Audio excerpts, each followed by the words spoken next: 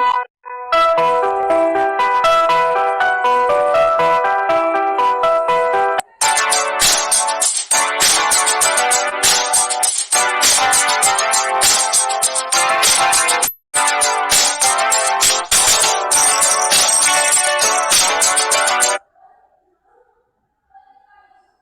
अध्ययनासाठी उपस्थित असलेल्या सर्व विद्यार्थ्यांचे हार्दिक स्वागत.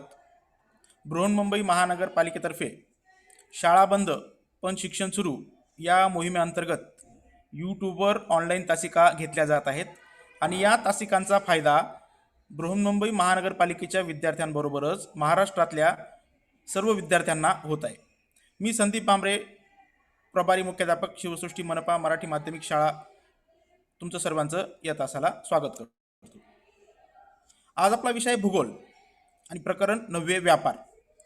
मागील तासामध्ये तुम्ही व्यापारासंबंधी माहिती मिळवली. व्यापार म्हणजे काय, ग्राहक कोणाला म्हणतात, उत्पादक कोणाला म्हणतात, विक्रेता कोणाला म्हणतात आणि ह्या सर्वांच्या मार्फत चालणारी जी क्रिया आहे, व्यापाराची क्रिया, ही तुम्ही समजून घेतली. त्याचबरोबर आयात आणि निर्यात या संकल्पना सुद्धा तुम्ही समजून घेतल्या.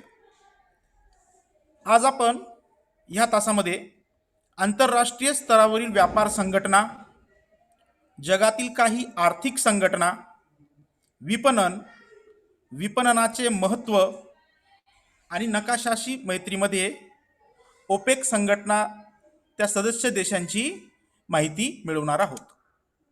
तर मग चला सुरुवात करू पहिल्या घटकापासून. आंतरराष्ट्रीय स्तरावरील व्यापार संघटना. आंतरराष्ट्रीय व्यापाराची प्रक्रिया स्थानिक प्रकारच्या व्यापारापेक्षा गुंतागुंतीची असते. स्थानिक व्यापारामध्ये फारशा अडचणी नसतात, कारण तो देशांतर्गत किंवा राज्यांतर्गत केला जातो. पण जेव्हा आंतरराष्ट्रीय व्यापार केला जातो तेव्हा तो व्यापार 2 किंवा 2पेक्षा अधिक देशांमध्ये होत असतो. मग या व्यापारावर त्या 2 किंवा 2पेक्षा अधिक देशांमध्ये असलेली अर्थव्यवस्था, त्या देशाचे सरकारी धोरण, तिथल्या बाजारपेठेचा आकार, त्या देशाचे व्यापारविषयक कायदे, न्यायव्यवस्था, तेथील चलन, तेथील भाषा इत्यादी घटकांचा परिणाम होत असतो. बघा, काही देशांची अर्थव्यवस्था ही लहान असते, तर काही देशांची ही अजस्र असते. उदाहरणार्थ अमेरिका, चीन, भारत या देशांची अर्थव्यवस्था खूप मोठी आहे. याचा परिणाम व्यापारावर होतो. सरकारी धोरणांचा परिणाम होतो. काही देशांमध्ये दुसऱ्या देशाच्या मालाला जास्त कर लावला जातो, म्हणून त्या वस्तूंची किंमत वाढते. बाजारपेठेचा जर विचार केला तर जेवढी जास्त लोकसंख्या तेवढी बाजारपेठ मोठी असं मानलं जातं. उदाहरण द्यायचं झालं तर भारताची लोकसंख्या 135 कोटीपेक्षा जास्त आहे, म्हणून जगाच्या दृष्टीने भारत हा एक मोठी बाजारपेठ आहे.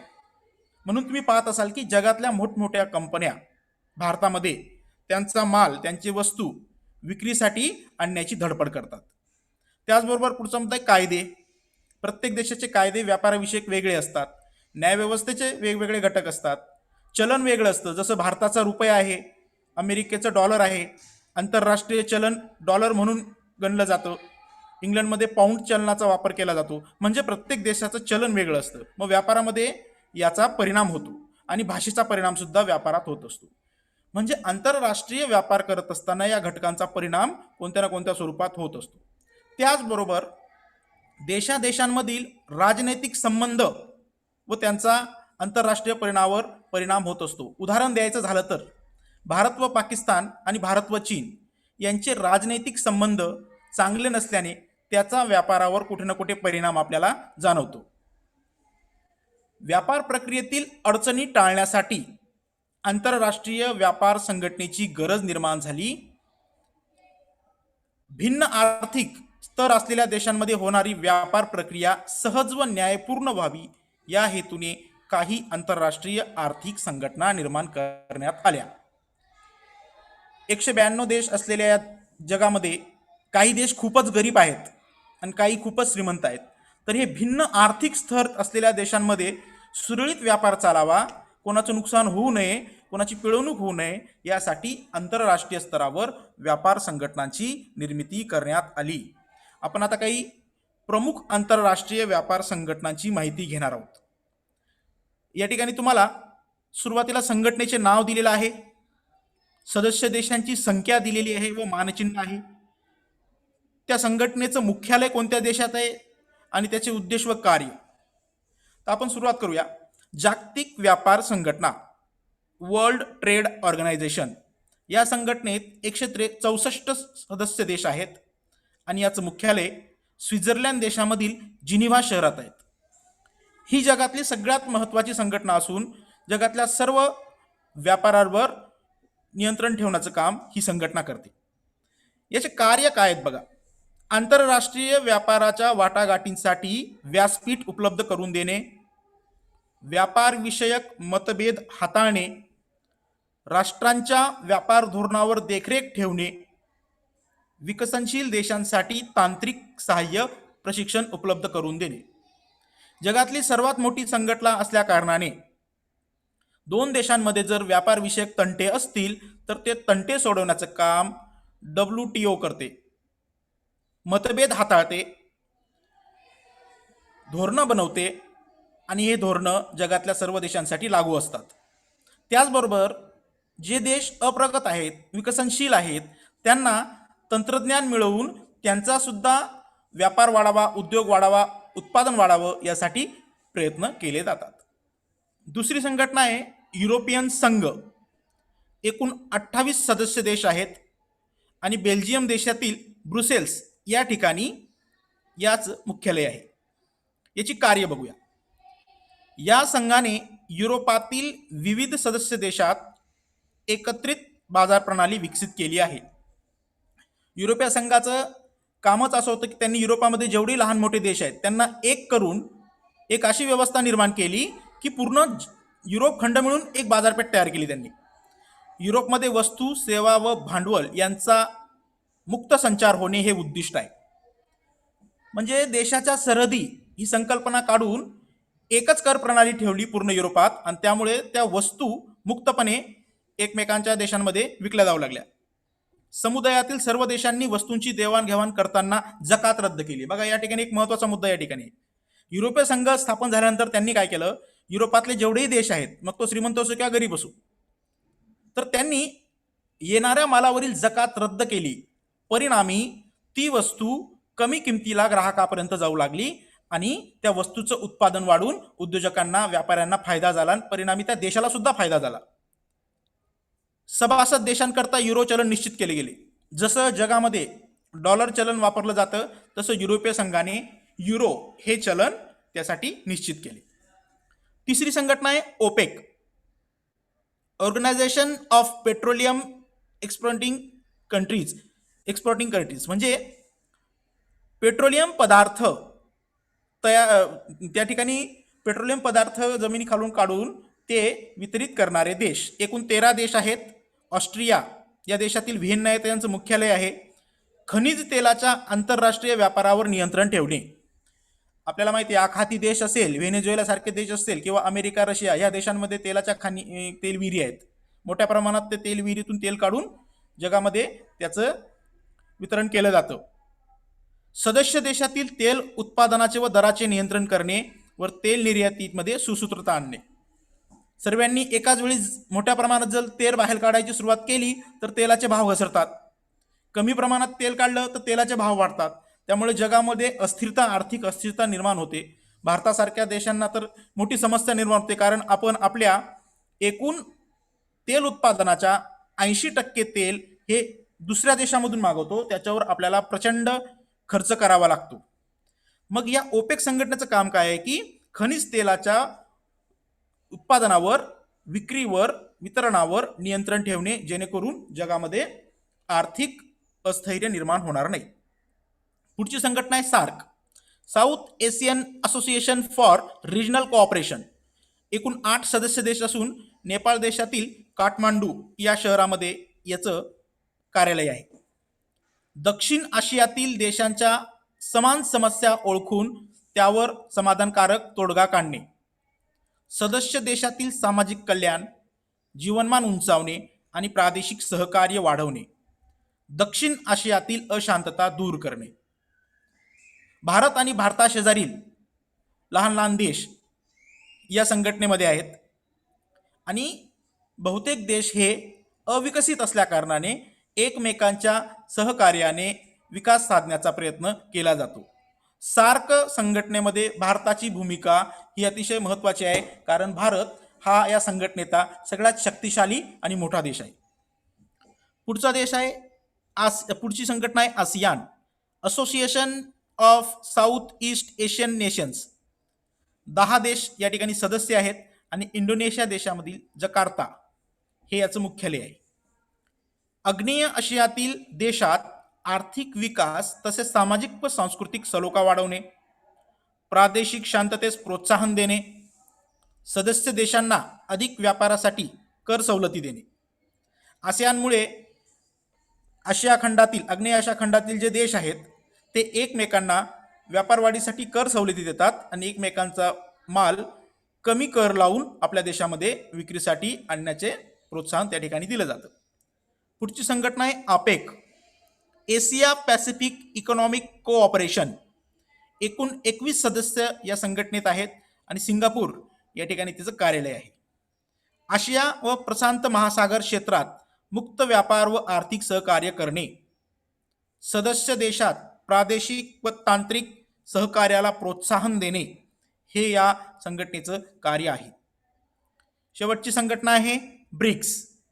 जगातले जे मोठमोठे देश आहेत, जे प्रगतीपथावर आहेत, त्या सर्व देशांची ही ब्रिक्स संघटना आहे. या ब्रिक्स संघटनेमध्येच या सर्व देशांची नावं त्या ठिकाणी आहेत. Brazil, Russia, India, China and south Africa. प्रत्येक देशाचा ध्वज आणि पहिलं आद्याक्षर मिळून ब्रिक्स संघटनेची स्थापना झाली. एकूण 5 सदस्य देश आहेत आणि 5ही देश आकारमानाने, क्षेत्रफळाने, लष्करीदृष्ट्या आणि आर्थिकदृष्ट्या मजबूत आहेत. याचं मुख्यालय चीन देशातल्या शांघाय शहरामध्ये आहे. याचं कार्य गटातील देशांची अर्थव्यवस्था वृद्धिंगत होण्यासाठी निधी उपलब्ध करणे, परस्परातील आर्थिक सहकार्य वाढवणे, आर्थिक सुरक्षितता मजबूत करणे.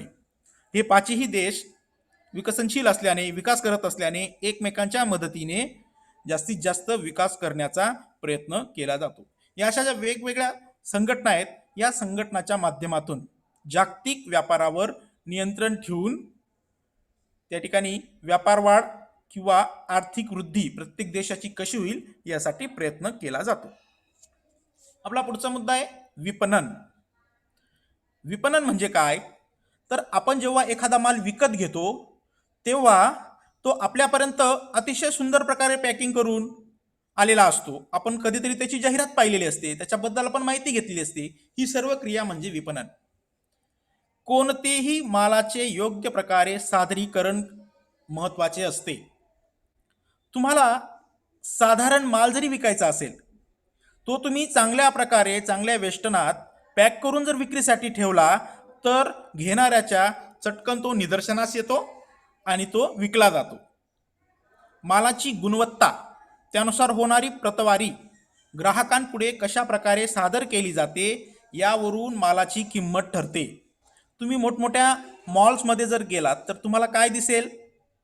प्रचंड मोठ्या प्रमाणात प्रत्येक गोष्ट त्या ठिकाणी सुंदररित्या मांडून ठेवलेली असते. तुम्ही कोणत्याही मालाला उचला ते तुम्हाला पॅकिंगमध्येच भेटेल. मग तुम्ही खाद्यपदार्थ असू द्या किंवा मग इतर कोणताही माल असू द्या, उत्तमरित्या त्याला पॅकिंग करून त्याची गुणवत्तेनुसार त्याची प्रतवारी करून आपल्यासमोर ठेवलेला असतो आणि म्हणून त्याची मालाची किंमत वाढते. औद्योगिक उत्पादनात किंवा शेतीमालासाठी विपणनाची उपाययोजना केल्यास ग्राहकांच्या नजरेत मालाची प्रत वाढते. त्यामुळे मालाला किंमत तर मिळतेच, पण अशा मालाची मागणी सुद्धा वाढू लागते.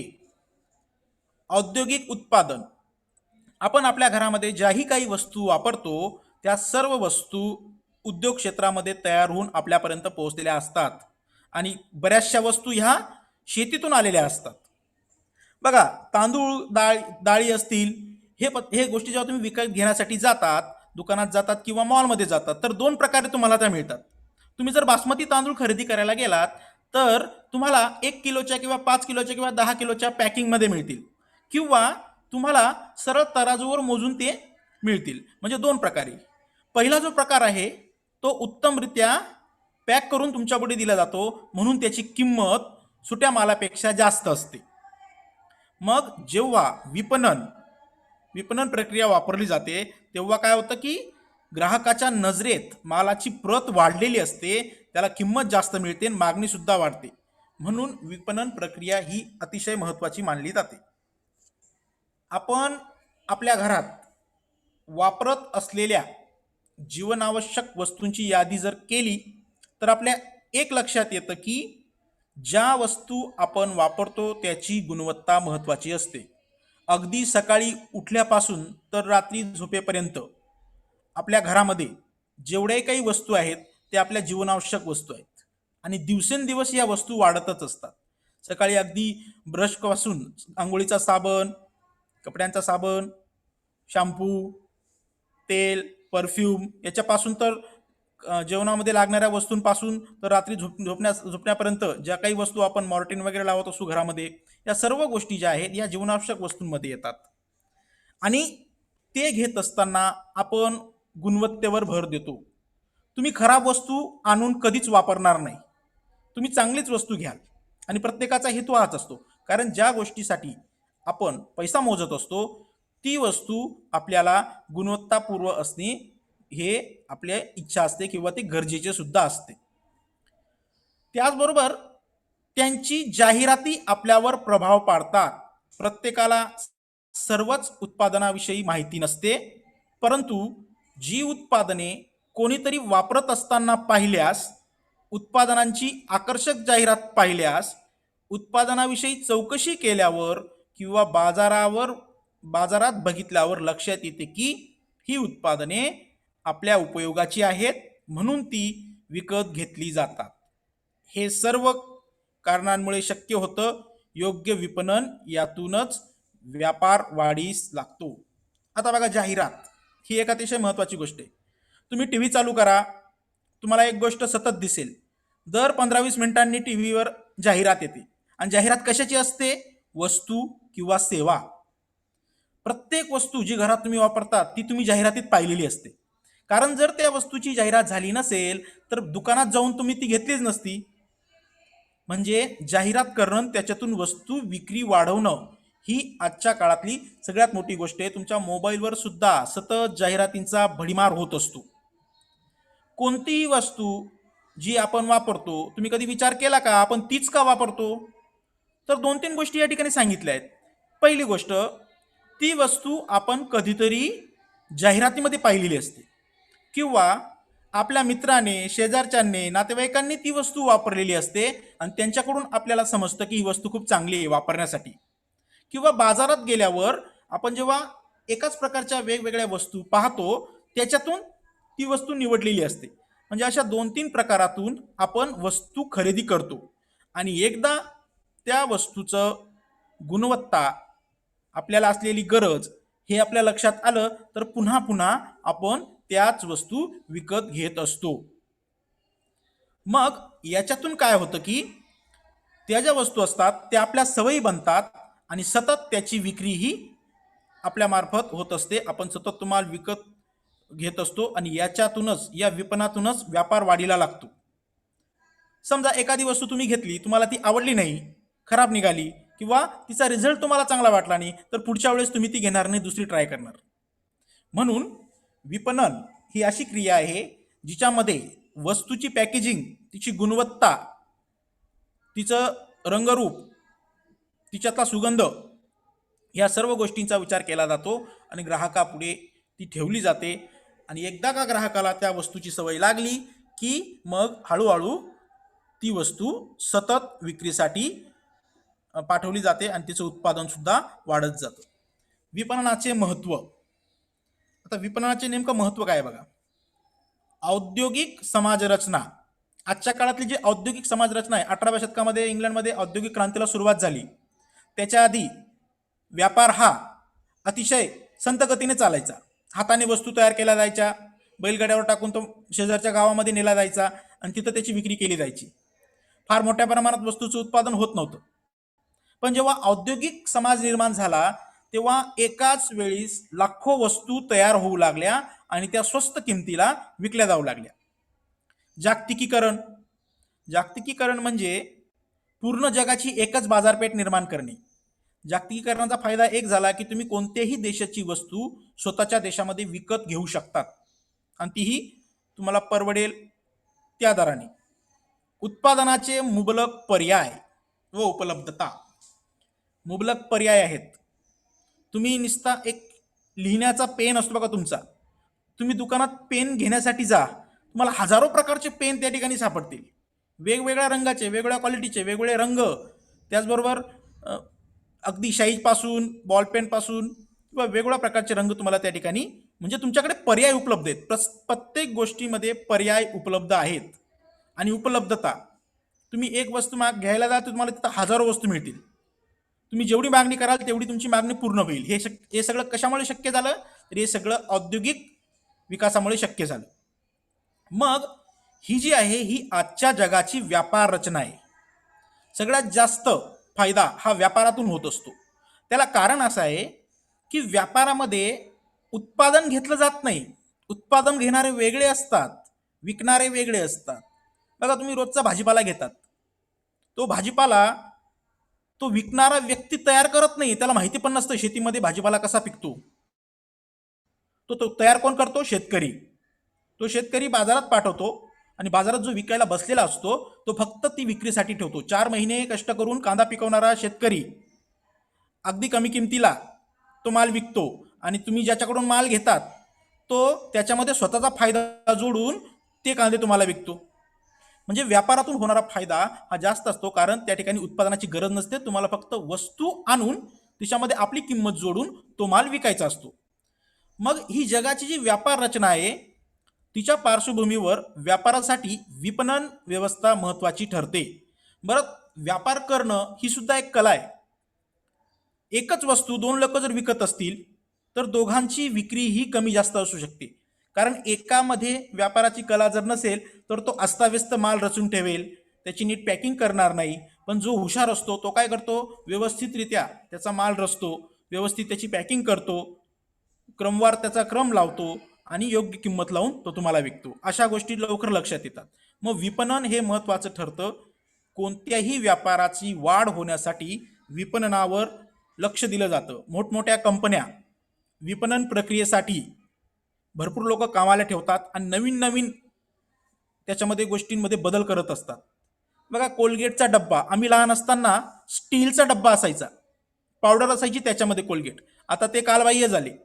आता दर काही महिन्यांनी तुमचे जे टूथब्रश आहेत, ब्रश असेल किंवा पेस्ट असेल, त्यांची पॅकेजिंग बदलत असते, त्यांचं मॉडिफिकेशन केलं जातं. हे असं का होतं? कारण घेणारा ग्राहक एकच गोष्ट बघून त्याला कंटाळा येऊ नये, त्याला काहीतरी नाविन्य असावं लागतं. म्हणून विपणन प्रक्रियेमध्ये ह्या गोष्टींना महत्त्व दिलं जातं.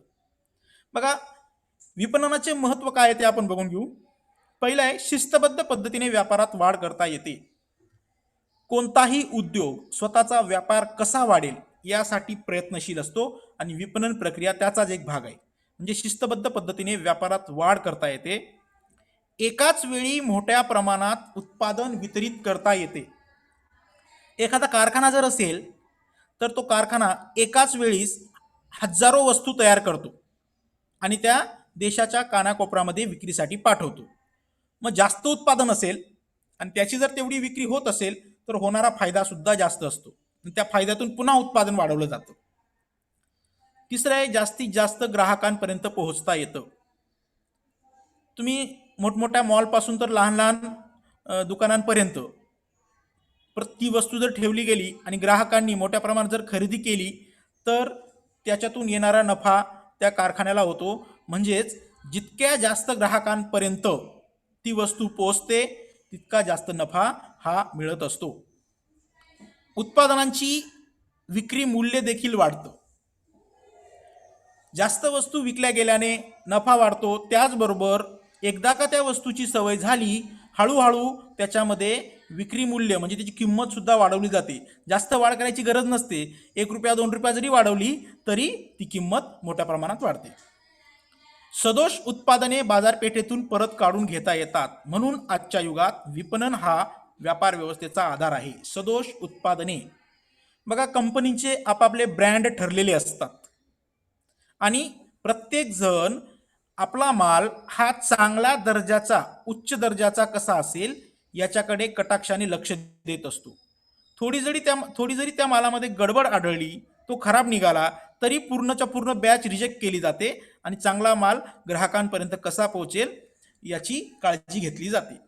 मोठमोठ्या वस्तू असतात, टीव्ही, फ्रीज, एसी यासारख्या मोठमोठ्या वस्तू असतात. त्यांची किंमत हजारोंमध्ये असते. या अशा वस्तूंमध्ये विशेष काळजी घेतली जाते. कारण ग्राहकाकडून तक्रारी जर यायला लागल्या तर त्या ब्रँडचा नकारात्मक संदेश हा इतरांपर्यंत पोहोचतो. म्हणून या वस्तूंची जी सदोष उत्पादने असतात ती बाजारातून एक तर काढून घेतली जातात किंवा त्या ग्राहकाला ती परत केली जातात. चांगला माल त्यांना पुरवला जातो जर चुकून त्यांच्याकडे सदोष वस्तू गेल्या असतील तर. आणि हा सर्व व्यापार वाढवण्याचा व्यापार वाढवण्याच्या हेतूने हे सर्व गोष्टी केल्या जातात. म्हणून विपणनाला आजच्या काळात खूप महत्त्व आहे. या विपणनातूनच व्यापार प्रक्रिया ही घडत असते. उत्पादनांच्या जाहिराती. जाहिरात याबद्दल सांगायला नको, कारण आपण रोज त्या बघत असतो. ग्राहकाला गरज आहे अशी भावना निर्माण करणाऱ्या जाहिराती मोठ्या प्रमाणात केल्या जात आहेत. वास्तविक ती वस्तू आपल्याला हवी आहे का नाही याच्याशी काही कोणाला घेणं देणं नसतं, पण तुम्हाला ती गरज आहे, तुम्हाला ती घ्यायचीच आहे. टीव्हीवर मॅगीची ॲड आली, तुमची इच्छा असो नसो, तुम्हाला आवडत असो नसो, पण तुम्हाला ती घ्यायचीच आहे. म्हणजे ही गोष्ट समोरच्याच्या मनामध्ये बिंबवली जाते. याला जाहिरात असं म्हणतात. जास्तीत जास्त ग्राहकांपर्यंत पोहोचणे, ग्राहकांना उत्पादनाकडे आकर्षित करणे व खरेदीसाठी प्रवृत्त करणे यामागचा उद्देश असतो. जाहिरातीचा एकच उद्देश असतो, आपला माल जास्तीत जास्त ग्राहकांनी विकत घ्यावा व तो मोठ्या प्रमाणात विकला जाऊन आपला फायदा व्हावा. त्यासाठी त्या वस्तूची जाहिरात केली जाते. अगदी छोट्या छोट्या वस्तूंपासून मोठमोठ्या वस्तूंपर्यंत सगळ्या वस्तूंची जाहिरात केली जाते. आणि ज्याची जाहिरात जेवढी जास्त होते तेवढा त्याचा माल विकला जातो. हे व्यापाराचं साधं सोपं गणित असतं. बरं, या ज्या जाहिराती असतात ह्या काय स्वस्त नसतात. 1 मिनिटासाठी 5 ते 10 लाख रुपये खर्च होतो. 1 मिनिटासाठी दरवेळेस जेव्हा 1 किंवा 2 मिनिटं त्या प्रॉडक्टची जाहिरात टी व्हीवर किंवा तुमच्या मोबाईलवर दिली जाते तेव्हा त्याच्यासाठी लाखो रुपये खर्च केले जातात. हे का? तर ग्राहकाच्या मनामध्ये त्या वस्तूबद्दल सतत विचार येत राहावे, त्याने त्या वस्तू दुकानात विकत गेल्यावर त्यांनी त्याच वस्तूचं नाव घ्यावं, हा त्याचा मागचा हेतू असतो. माहिती तंत्रज्ञान व प्रसार माध्यमे यांच्या विपणन व्यवस्थेवर खूप मोठा प्रभाव पडला आहे. पूर्वी जेव्हा टी व्ही नव्हते, मोबाईल नव्हते, तेव्हा रेडिओवरून जाहिरात दिली जायची किंवा कागदांवर छापून ती ठिकठिकाणी चिपकवली जायची. आज सुद्धा तुम्हाला मोठमोठे बॅनर्स दिसतील किंवा चिपकवलेल्या जाहिराती दिसतील. पण आता तंत्रज्ञान बदलल्यामुळे काय झालं की नवीन तंत्रज्ञानानुसार जाहिरातींमध्ये सुद्धा नवीनता आणली गेली. आता डिजिटल जाहिराती आहेत, तुमच्या मोबाईलवर सतत जाहिराती येत असतात, टी व्हीवर तर ते सतत चालूच असतात. आणि माहिती तंत्रज्ञानामुळे सारं जगच एक मोठी बाजारपेठ बनलेलं आहे. जगातल्या मोठमोठ्या ब्रँडच्या वस्तू सुद्धा जाहिरातीमध्ये झळकतात. ज्या गोष्टी आपण कधी पाहिल्या नाहीत, आपल्याला त्याच्याशी काही घेणं नाही. म्हणजे युरोपामध्ये जर काही वस्तू असतील त्या सुद्धा आपल्या जाहिरातीमध्ये येतात, कारण त्यांना या ठिकाणी ते विकायच्या असतात. भारतातल्या ज्या वस्तू चांगल्या क्वालिटीच्या वस्तू आहेत त्या ठिकाणी दुसऱ्या देशांमध्ये त्याची जाहिरात केली जाते, त्यासाठी खर्च केला जातो, कारण तिथल्या लोकांनी ते विकत घ्यावं म्हणून. मग अशा प्रकारे जाहिरात ही आजच्या घडीला अतिशय महत्त्वाची विपणन पद्धती म्हणून मानली जाते. आंतरजालाच्या माध्यमातून जगात विविध देशातील उत्पादनाची माहिती उपलब्ध होत आहे. अतिशय उच्च दर्जाच्या वस्तू जगामध्ये उपलब्ध आहेत, फक्त त्याच्यासाठी खर्च करण्याची आपली क्षमता हवी. तुम्ही इंटरनेटवर कोणतीही वस्तूची माहिती टाका, तुम्हाला शेकडो पेजेस आणि फोटो, इमेजेस त्या ठिकाणी पाहायला मिळतील. मग तुमच्या सोयीनुसार तुम्ही ती वस्तू ऑनलाईन खरेदी करू शकतात. यातून ग्राहकाला अनेक पर्याय उपलब्ध होतात. आंतरजालाच्या सुविधेमुळे ऑनलाईन ट्रेडिंग व ई मार्केटिंग यासारखी तंत्र ग्राहक वापरत आहे. आज जवळपास तुम्हा सर्वांनाच माहिती असेल की अमेझॉन असेल, फ्लिपकार्ट असेल, या ऑनलाईन वस्तू विकणाऱ्या कंपन्या आपल्या देशामध्ये काय पूर्ण जगामध्येच आहेत. या कंपन्या काय करतात, तुम्ही मोबाईलवर ती वस्तू शोधली, तुम्हाला ती आवडली, तुम्ही ती ऑर्डर देतात आणि ती वस्तू तुमच्या घरापर्यंत आणून देण्याचं काम या कंपन्या करतात. आणि विशेष म्हणजे बाजारामध्ये असलेल्या किमतीपेक्षा 5%, 10%, 20%, 30% कमी किमतीपर्यंत या वस्तू तुम्हाला मिळतात. यालाच ऑनलाईन ट्रेडिंग किंवा ई मार्केटिंग असं म्हटलं जातं. आणि हा जो प्रकार आहे ऑनलाईन ट्रेडिंगचा, तो दिवसेंदिवस मोठ्या प्रमाणात वाढत आहे. विशेष करून जेव्हा लॉकडाऊन होतं, कोविड-19मुळे सर्व बंद होतं, तेव्हा सुद्धा या कंपनींनी आवश्यक त्या वस्तू घरोघरी पोहोचवण्याचं काम केलेलं आहे. मग अशा प्रकारे आजच्या घडीला आपल्या मोबाईलमधून आपण जगातल्या कोणत्याही वस्तूबद्दल माहिती मिळवू शकतो आणि ती वस्तू ऑनलाईन मागवू शकतो. हे तंत्र जाहिरातीमुळे आपल्यापर्यंत पोहोचलेलं आहे. काही वेळा उत्पादनाची जाहिरात करताना खोटी, फसवी किंवा अतिशयोक्तीपूर्ण विधाने केली जातात आणि ग्राहकांना फसवले जातात. बघा, काही जाहिराती अशा असतात की त्यांना काही अर्थच नसतं, पण तरी आपण बघतो, कारण आपला नाईलाज असतो. खोटी माहिती देणे, फसवणूक करणे, अतिशयोक्तीपूर्ण माहिती देणे, त्यामुळे ग्राहकांची फसवणूक होते. स्पर्धकांचे दोष सांगणे, एकच वस्तू 2 किंवा 3 वेगवेगळ्या कंपन्या विकत असतील तर एकमेकांचे दोष सांगत बसणे, त्याचा माल कसा खराब आहे, माझा माल कसा चांगला आहे, या प्रकारे जाहिराती केल्या जातात. आणि अशा जाहिरातींना मग त्या जाहिराती विश्वासार्हता गमावतात.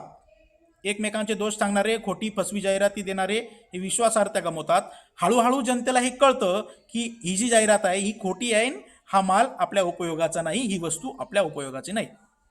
म्हणून जाहिरात करताना योग्य नीतिनियम पाळणे आवश्यक आहे. ग्राहकांची सुद्धा ही जबाबदारी आहे की अशा फसव्या जाहिरातीपासून सावध राहावं. एखादी वस्तू आपण टीव्हीमध्ये पाहिली म्हणजे ती चांगलीच आहे, ही संकल्पना चुकीची असते. एक तर त्या वस्तूबद्दल पूर्ण माहिती मिळवावी किंवा ती एकदा वापरून बघावी, मगच पुन्हा ती घ्यावी, अन्यथा घेऊ नये. फुकट आपला पैसा वाया घालू नये.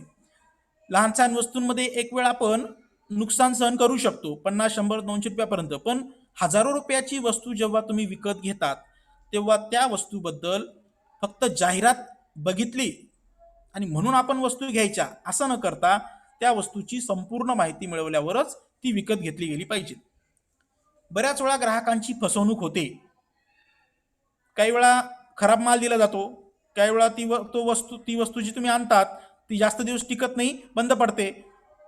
किंवा काही वेळा पॅकिंगमध्येच वरती जर मोबाईलची पॅकिंग असेल तर आतमध्ये वेगळंच काहीतरी निघतं. अशा बऱ्याचशा घटना घडलेल्या आहेत. मग जर ग्राहकाची फसवणूक झाली तर त्यांना न्याय देण्यासाठी, दाद देण्यासाठी ग्राहक संरक्षण कायदा केलेला आहे. या कायद्याद्वारे आपण खराब वस्तू जर आपल्याला प्राप्त झाली तर ती त्या कंपनीला परत करून एक तर आपले पैसे परत मागू शकतो किंवा तिच्या बदल्यात दुसरी चांगली वस्तू मागवू शकतो. एकच गोष्ट महत्त्वाची आहे की आपली गरज लक्षात घेऊन योग्य किमतीला खरेदी करण्याकडे ग्राहकांचा कल असणे आवश्यक आहे. ग्राहक म्हणजे आपण सर्वच ग्राहक आहोत. आणि मग जर आपण ग्राहक म्हणून वस्तू खरेदी करत असू तर सगळ्यात आधी एक गोष्ट लक्षात ठेवायची की त्या वस्तूची आपल्याला गरज आहे का. गरज नसेल, विनाकारण त्या वस्तू खरेदी करून घरामध्ये साठा करणे म्हणजे पैशांचा अपव्यय आहे. आणि दुसरी गोष्ट तिची किंमत. 2-3 ठिकाणी तपास केल्यावर जर थोडासा किंमतीमध्ये फरक पडत असेल तर तो आपला फायदाच आहे. बचत हाच फायदा असतो, ते सुद्धा एक प्रकारचं उत्पन्नच असतं.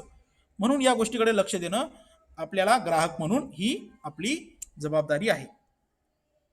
आता आपण विपणन प्रक्रिया कशी असते ते एकदा बघून घेऊ. बघा, उत्पादकांपासून ग्राहकापर्यंत वस्तू जाताना एक अदृश्य प्रवाह असतो.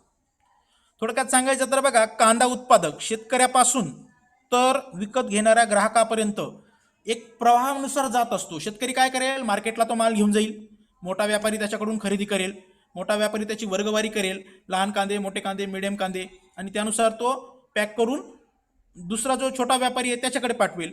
छोटा व्यापारी जे प्रत्यक्ष विक्री करणारे आहेत त्यांना ते विक्रीसाठी पाठवेल आणि त्या विक्री करणाऱ्यांकडून आपण विकत घेऊ. म्हणजे हा एक अदृश्य प्रवाह असतो. या प्रवाहातील व्यावसायिक कार्यांना एकत्रितपणे विपणन असं म्हणतात. उत्पादक ते ग्राहक या प्रवाहाला काय म्हणतात, विपणन. वस्तूची किंमत, विक्रय वृद्धी, जाहिरात आणि वितरण हे मुख्य घटक आहेत. किंमत, विक्रय वृद्धी म्हणजे प्रमोशन, तिचं प्रमोशन करणं, जाहिराती करणं आणि वितरण करणं म्हणजे ती वाटप करणे, विक्रीसाठी ठेवणे, हे विपणनाचं काय आहे, मुख्य घटक आहे. मग आता बघा, वस्तू नेमकी कशा प्रकारे वितरित केली जाते ते बघूया. बघा, वस्तू आहे सगळ्यात आधी तिचं उत्पादन घेतलं जातं. कोणतीही वस्तू, जगातली कोणतीही वस्तू तुम्ही जी घरामध्ये वापरतात, तिचं आधी कुठंतरी उत्पादन घेतं. एक तर ती कारखान्यात उत्पादन केली जाईल किंवा शेतीमध्ये उत्पादन केली जाईल. नंतर तिचं वर्गीकरण केलं जातं. आता तयार केलेली प्रत्येक वस्तू ही एकसारखीच असेल किंवा तिची गुणवत्ता चांगलीच असेल असं नाही. त्याच्यामध्ये सुद्धा बऱ्याचशा कमी गुणवत्तेच्या वस्तू असतात. मग त्याचे वर्गीकरण केलं जातं. उच्च गुणवत्तेच्या, मध्यम गुणवत्तेच्या आणि कमी गुणवत्तेच्या. मुद्रांकन, ब्रँडिंग. आता प्रत्येक वस्तूचं विशेष करून कारखान्यामध्ये ब्रँड असतो. प्रत्येक कंपनी स्वतःचा ब्रँड पुढे करत असते आणि त्या ब्रँडवरून ते वस्तू विकत असते. मग त्या वस्तूची ब्रँडिंग करणे हे त्या कंपनीला आवश्यक असतं, कारण त्या ब्रँडवरूनच त्या वस्तूची विक्री झपाट्याने वाढते. लेबलिंग. प्रत्येक वस्तूला तुम्ही कोणतीही वस्तू घ्या, घरात जाऊन कोणतीही वस्तू बघा जी तुम्ही रोज वापरतात तिला लेबल केलेलं असतं. त्या वस्तूची संपूर्ण माहिती त्या लेबलवर असतं. उदाहरणार्थ तुम्ही साबण घेतला किंवा तेल घेतलं, डोक्याला लावण्याचं तेल किंवा शॅम्पू घेतला, त्या बॉटलवर संपूर्ण माहिती असते. त्याच्यात कोणते कोणते इन्ग्रेडियंट्स आहेत, कोणत्या कोणत्या वस्तूंचा समावेश केला आहे, ती बनवली कशी आहे, कधी बनवली आहे, कंपनीचं नाव, तिचं जर एक्सपायरी डेट असेल तर एक्सपायरी डेट, तिची किंमत, या सर्व गोष्टींची माहिती लेबलिंगमध्ये त्या ठिकाणी केलेली असते. आणि बांधणी. शेवटी त्या वस्तू एकत्र करून त्याची पॅकेजिंग व्यवस्थितरित्या करून विक्रीसाठी पाठवल्या जातात. कारण एक एक वस्तू काय असं नाही की शॅम्पूची बॉटल असेल ती एक बॉटल सगळे घेऊन गेले असं नाही, तर हजारो बॉटलचा एक गठ्ठा बनवला जातो. ते ट्रकमध्ये व्यवस्थित पॅक केली जातात जेणेकरून प्रवासात खराब होऊ नये, आणि पॅकेजिंग केल्यानंतर ती पुढच्या प्रवासाला निघते. ह्याच दरम्यान तिची किंमत ठरवली जाते. किंमत ठरवताना उत्पादक हा स्वतःचा नफा काढतो आणि नंतर नफ्याच्या हिशोबाने किंमत ठरवून विक्रीसाठी पुढे ती पाठवली जाते. प्रमोशन. विक्रीसाठी पाठवत असतानाच तिचं प्रमोशन केलं जातं. त्या वस्तूच्या जाहिराती दाखवल्या जातात, त्या वस्तूबद्दल माहिती दिली जाते. कधी कधी जर नवीनच वस्तू बाजारात असेल तर ते फ्री सॅम्पल म्हणून सुद्धा वाटल्या जातात. आणि शेवटी वितरण. मग ही वितरण प्रक्रिया एका व्यापाऱ्याकडून दुसऱ्याकडे, दुसऱ्याकडून तिसऱ्याकडे, तिसऱ्याकडून चौथ्याकडे, शेवटी दुकानामध्ये, दुकानामधून आपल्याकडे, अशा प्रकारे वितरण होत असतो. त्यांनी एक उदाहरण दिले, तांदळाचं उदाहरण दिलंय. बघा, तांदळामध्ये बासमती तांदूळ जर आपण घेतला तर त्याचे खाली प्रकार पडतात. अख्खा बासमती, तुकडा बासमती, दुबार बासमती, हे त्याचे प्रकार आहेत. खाली कंपनीचे नाव, चिन्ह, नंबर दिलेला असेल. उत्पादनाच्या दर्जाविषयी तपशील दिले असेल. जाहिरात, वितरण, किंमत आणि आकर्षक बांधणी.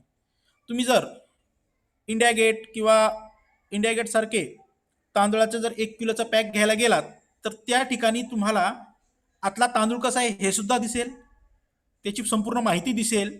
तो अख्खा बासमती आहे का तुकडा बासमती हे त्या ठिकाणी कळेल. कंपनीचे नाव, चिन्ह, नंबर, सगळ्या माहिती कळतील. कधी पॅक केला हे कळेल. त्याची जाहिरात पण त्या ठिकाणी असते, कारण त्या जाहिराती तुम्ही टीव्हीवर पाहिलेल्या असतात. आणि शेवटी आकर्षक बांधणी करून विक्रीसाठी हा माल ठेवला जातो. अशा प्रकारे ह्या सर्व प्रक्रियेतून विपणन घडून येतं आणि कंपनीत तयार झालेला माल, शेतामध्ये तयार झालेला माल तुमच्यापर्यंत पोहोचतो. आणि ही प्रक्रिया हा व्यापाराचा एक अविभाज्य घटक असतो. शेवटचा आपला मुद्दा आहे तुमच्या पाठामध्ये नकाशा दिलेला आहे, कोरा नकाशा, आणि त्याच्यात ओपेक सदस्य देश आणि सार्क सदस्य देश यांची माहिती विचारलेली आहे. ओपेक सदस्य देश म्हणजे कोणते? पेट्रोलियम पदार्थ निर्मिती करणारे देश. बघा, या ठिकाणी सर्व देशांची यादी आपल्याला पाहायला मिळते.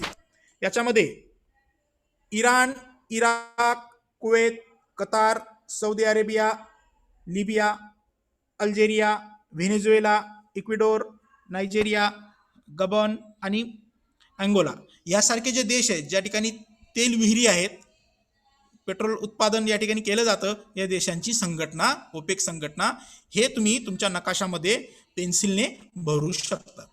दुसरी संघटना आहे सार्क देश. सार्क देश भारताच्या आजूबाजू असलेले लहान देश. त्याच्यामध्ये भारत, नेपाळ, भूतान, बांगलादेश, श्रीलंका, मालदीव, पाकिस्तान आणि अफगाणिस्तान या सर्व देशांचा सार्क संघटनेमध्ये समावेश होतो. तुम्ही तुमच्या पुस्तकातला तो जो नकाशा आहे तो पेन्सिलीने भरू शकतात आणि ह्या सदस्य देशांची माहिती त्यामध्ये लिहू शकतात. आपला पाठ या ठिकाणी संपतोय. तुम्हाला व्यवस्थितरित्या हा भाग समजला असेल अशी मी अपेक्षा करतो. सर्व विद्यार्थ्यांचे बृहन्मुंबई महानगरपालिका शिक्षण विभाग यांच्या वतीने आभार व धन्यवाद.